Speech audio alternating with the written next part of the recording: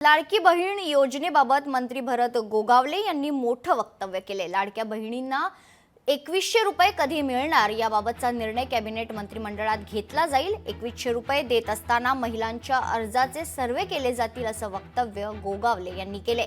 यामध्ये घाई गडबडीत 4 व्हीलर 2 व्हीलर वाले आणि यांना लाभ देण्यात तर आलेला नाही ना याचा देखील तपास त्यांनी करायला सांगितलेला आहे। सोबतच मात्र आता त्रुटी तपासात असताना 1500 रुपये हे बंद होणार नाहीत याची दक्षता घेऊ। सुरुवातीला हे पैसे घेताना घाई गडबड झाल्याचं गोगावले म्हणाले।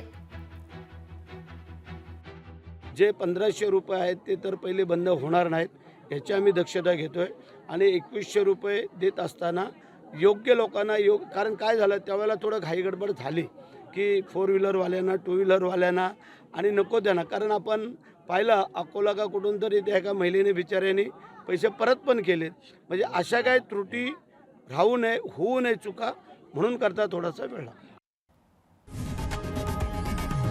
लोकशाही मराठी ऐका, पहा, जागरूक रहा।